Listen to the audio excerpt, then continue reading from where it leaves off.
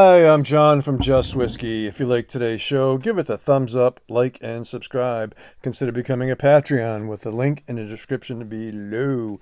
Thanks so much for the Patreons that I do have. Much appreciated. As a Patreon, you have access to exclusive Patreon reviews, and I do 1 or 2 a month, and the archives are filling up. Have quite a few in there. So for $1 a month, you can check it out. And remember, folks, it's just whiskey. Today, we are going to be talking about and reviewing the latest chapter of Torabhaig Legacy Series. And the newest one here, Chapter 3, is Cnoc Na Moine. Okay, non-age stated, no coloring added, no chill filtering, 46% ABV. And I have tried and reviewed all the previous releases. So in 2017, they had the Legacy release, okay, which I reviewed. And then in 2021 and in 2022, they had Chapter 2, which was the Alt Glaun, okay. So the Legacy series just had one batch. The Alt Glaun, however, had 2 batches. One released in 2021, one released in 2022. So here we are in 2024, and we have the first batch. Okay, I don't know if there's going to be a second batch, but there could be, because this is going to be available and released for the next 2 years, so in 2024 and 2025. Okay, so if they follow suit, then it could be possibly expected that there could be 2 batches of this. Okay, so yeah, this just was released in I think 2024. Okay, and then in 2026 and 2027, they're going to have Chapter 4, which will be the Alt Brioc. And I have no idea what the cast makeup of that will be. And then finally in 2028, they're going to release their much anticipated 10-year-old. But let's focus on the Cnoc Na Moine that we have right here. Interesting, when I had pulled the bottle out of the case a few weeks ago, there was 2 labels on the back, and so I peeled the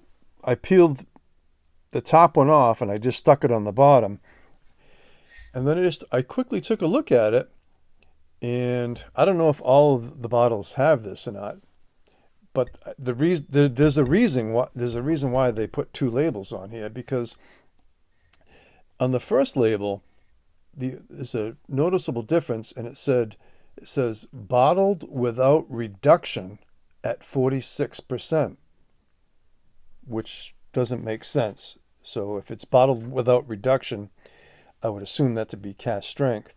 So they reprinted the label and pasted it over the old one on this particular bottle that I have. What's really cool about Torabhaig is they are fully transparent. And Torabhaig, out of all the new distilleries that are out there, I have chosen Torabhaig to be my favorite new distillery. I just can't keep up with all the rest of them. And there's so many coming out there. Rossi, to name one. Yeah, there's just too many. There's no way I'm going to be to keep up with them all. And they're all young and trying to find their way. However, I do really like Torabhaig. And what's cool about the transparency is this.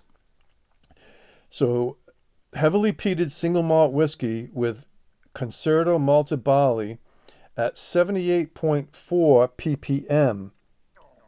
That's pre-distillate. So that's the malted barley ppms before distillation, and fermented with Pinnacle and Anchor yeast, aged in American oak, Oloroso, Pedro Jimenez, and ex-bourbon cask, bottled at 46% with a 19.7 ppm residual peat level. No filtration, no chill filtration or coloring at all. So that's interesting. So basically, the pre-distillate malted barley comes in at 78.4 ppm, and after distillation, it's measured at 19.7 ppm.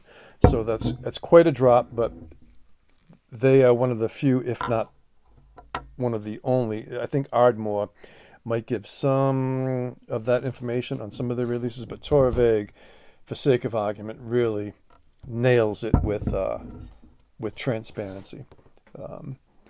So yeah, so let's get into the review. Similar to the cask strength, okay, this needs time to open up. It really does. The cask strength, I kind of reviewed that a little bit prematurely. If you go and rewatch the cask strength version, whatever my score was, I don't remember what it was, add a half a point or a point more to that, because it's really opened up really nice. This particular one here, when the first couple of neck pours out of it were a bit rough, very spicy and oaky, and it just wasn't resonating with me. I've left the cap open on this overnight, a while, a week or so ago, to let it really open up even more. So this review will be a nice review. This thing has had a chance to open up, air out, oxidize, and you need to do the same. The first couple of neck pours, the first couple of weeks, it comes across as a bit anxious and a bit rough.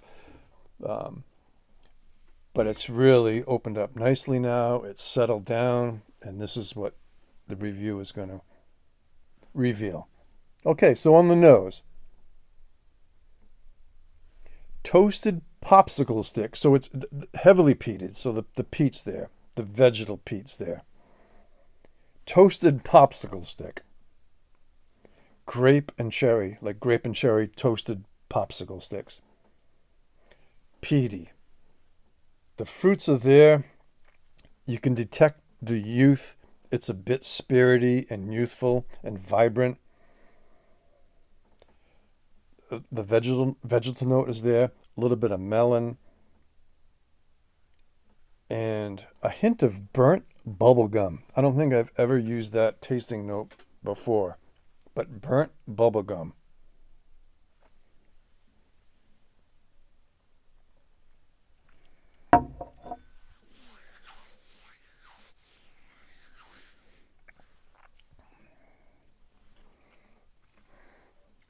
A nice palate. It's very salty and briny, and you're getting the yin-yang of smoke and fruits, and that salt, and this a robust oak spice, oakiness, pepperiness is in there, but very mouth-watering, briny, salty, peppery, spicy, a little bit of fruits in there, maybe a little bit of cigar tobacco in there as well. The finish is a medium to long finish. That oak spice prickle lingers there. It has a sweetness that transcends to a sweet dry finish. Yeah, it's really nice. Again, give it the time. Let this thing open up, and you will be rewarded. Score wise, it's still a bit youthful, and they're still in their growing stages. This is quite different than their ex-bourbon previously releases. So this does have some more complexity and nuances in here. I want to give it an 8, but I'm going to settle with a 7. I think that's fair from where they are right now. Price-wise, you're going to find this, it's a great price, $55 to $60. So you can't go wrong, in my opinion, for that price. But yeah, a 7 out of 10 is very good. Okay. And I'm really enjoying it, especially for the price, for $55, $60. If you're a Torabhaig fan, or if you like a heavily peated, nuanced, with a little bit of sherry in there, some PX, a little bit of Oloroso, you won't be disappointed. So, yeah, please give it a thumbs up. It helps the algorithm. Like and subscribe. The subscribers are increasing, which is great, and hopefully soon we'll be close to the 2,000 subscribers. We're getting close to 1,900, somewhere around there. The momentum seems to be going really good with this channel. So yeah, consider becoming a Patreon with the link in the description below. Hats off to you all, and take care, folks.